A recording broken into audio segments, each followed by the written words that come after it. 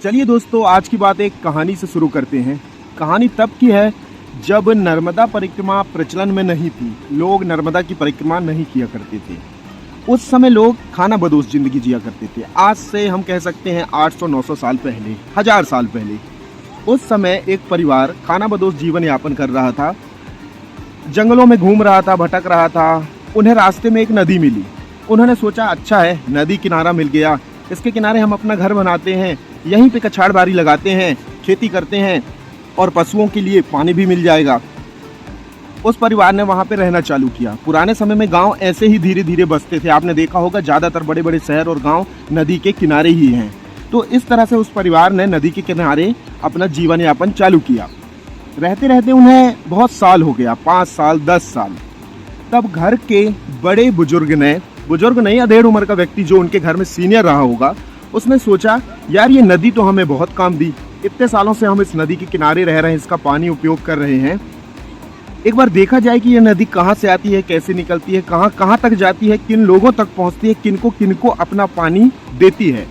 तो उसने नदी का चक्कर काटना उचित समझा। वो एक दिन निकल गया। पूरी नदी का उसने सोचा कि मैं चक्कर काटूंगा, देखूंगा नदी आखिर कहाँ कहाँ तक जाती है, बहती है। उसने चक्कर काटना चालू किया। रास्ते में उसे सैकड़ों गांव मिले, सैकड़ों छोटे छोटे कस्बे, शहर, जंगल, पहाड़, पशु पक्षी, बहुत सी चीज़ें मिली।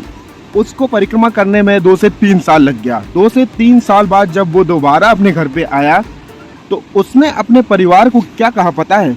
उसने कहा, बेटा ये नदी नहीं, ये माँ है, ये माँ है, क्योंकि इसका पानी इतना इम्पोर्टेंट है, इतना उपयोगी है कि मैंने देखा है इससे सैकड़ों हजारों पेड़ पौधों को पानी मिल रहा है, लोगों को पानी मिल रहा है, पशु पक्षियों को पानी मिल रहा है। अगर ये नदी ना हो तो बहुत सी इतनी जनसंख्या है, नदी, तालाब, जंगल है जो कि सूख जाएंगे। इसे हमें नदी नहीं कहना चाहिए, इसे हमें माँ बोलना चाहिए। पूजनीय है, इसकी तो पूजा करनी चाहिए, ये इतनी अच्छी है। लेकिन उसके पुत्र को ये बात गलत समझ में आई ना, क्योंकि उसने परिक्रमा कभी की नहीं थी। उसने सोचा, पिताजी चक्कर काट के आए हैं, घूम के आए हैं, तो इनको ये माता लग रही है। उसने पूजा करनी चालू कर दी। बस आज तक आप जो देख रहे हैं यही हो रहा है। लोगों ने नर्मदा परिक्रमा को फैशन बना लिया है। उन्हें पता नहीं है कि नर्मदा परिक्रमा का एक्चुअली मतलब क्या होता है, क्यों करते हैं लोग नर्मदा परिक्रमा।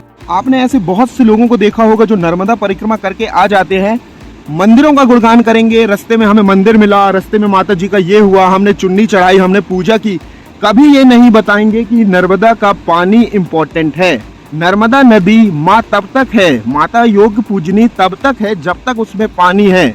याद रखना दोस्तों, नदी कभी भी इम्पोर्टेंट नहीं होती, उसका पानी इम्पोर्टेंट होता है, उससे हम जीते हैं। हमारे बुजुर्गों ने, पुरखों ने उसको माँ इसीलिए कहा है कि बेटा तू इन्हें गंदा ना कर, इसकी पूजा करते हैं क्योंकि ये हमें पानी देती है, इससे हम जिंदा रहते हैं। मजाक नहीं है, नदी पहले का एक जरिया था। आज आपके घर में बोरिंग है, बटन दबाते हैं, आप पानी आ जाता है, आपको पानी का महत्व उतना पता नहीं है। लेकिन पहले के समय में जहाँ नदी वहाँ जीवन, कहते हैं ना, जल ही जीवन है। वैसे ही माँ नर्मदा, पानी है तो माँ नर्मदा है, नहीं तो कुछ नहीं। लोगों ने आज उसका मजाक बना लिया है और ऊपर से इस पे हो रही है क्या, नेतागिरी। और मैं बता दूं आपको, आपने देखा होगा परिक्रमा करने वालों को, बड़े ठाट से हम परिक्रमा कर रहे हैं, खुद को ऊपर से लेके नीचे तक नर्मदा परिक्रमा, नदी का पानी का कोई मैटर फंडा कुछ पता ही नहीं है। कमंडल उठाए, चक्कर काटने चले गए, चक्कर काट के आ गए। कई तो ये कहते हैं मैंने 3 परिक्रमा कर ली, मैंने 4 कर ली। कुछ नहीं, बकवास, बिल्कुल टोटल बकवास है ये, कुछ नहीं मिलता। जब तक आप पानी के इंपॉर्टेंस को नहीं समझेंगे, आप ना नदी को समझ सकते हैं, ना आप नर्मदा माँ को समझ सकते हैं। ऊपर से आपने अभी देखा होगा नर्मदा जी को चुन्नी वगैरह चढ़ाना, पूजा करना, कुछ भी मतलब फूल माला चढ़ाना, इतनी किसी की औकात है कि जो माँ नर्मदा को चुन्नी पहना सके, चढ़ा सके, उसकी पूजा कर सके। कितना गैलन पानी है नर्मदा में पता भी है? कुछ नहीं हो तुम उसके सामने, इतने से कीड़े भी नहीं हो। जितना गैलन पानी है नर्मदा में, और इससे कितने जंगल पलते फूलते, ये तो लोगों को समझना ही नहीं है। लोगों को पता नहीं, हाथ जोड़ के इतना सा ऐसे हाथ टिका के ऐसे कर लिए, सोचते हैं हमारे पाप धुके। पाप नहीं धुते बेटे, तेरे पाप और जुड़ रहे हैं। तेरे कर्मों के हिसाब की तेरी लिस्ट लंबी हो रही। जो ये चूतियापा लोग करते हैं ना, कर्मों के हिसाब की लिस्ट बहुत लंबी होती है। कभी इस बात पे गौर कीजिएगा जो मैं कह रहा हूँ। हो सकता है मेरी बातें किसी को दिल में ठेस पहुंचा रही हो, फिर भी रियल बात बोल रहा हूँ मैं, कभी गौर करिएगा आप नदी तब तक इम्पोर्टेंट है जब तक उसका पानी है। इसलिए हमेशा दोस्तों कभी भी मैं कहना चाहूंगा सभी नर्मदा परिक्रमा करने वालों से कि दोस्तों थोड़ी बहुत नदी की साफ सफाई में ध्यान दिया करो। आप परिक्रमा में निकले हो तो पूरी परिक्रमा करते करते आप लोगों को समझा सकते हो कि बेटा ये माँ है, कितनी इंपॉर्टेंट है, इसकी पूजा करनी चाहिए, इसको साफ रखना चाहिए, ताकि आगे आने वाले समय में ये पानी हमारे काम आ सके, हमारे बच्चों के काम आ सके, लोगों के काम आ सके। आज तो हम इस पानी से बिजली भी बना रहे हैं, डैम बना रहे हैं, नहर बना रहे हैं, अब तो ये और भी बड़ी माता बन गई हैं।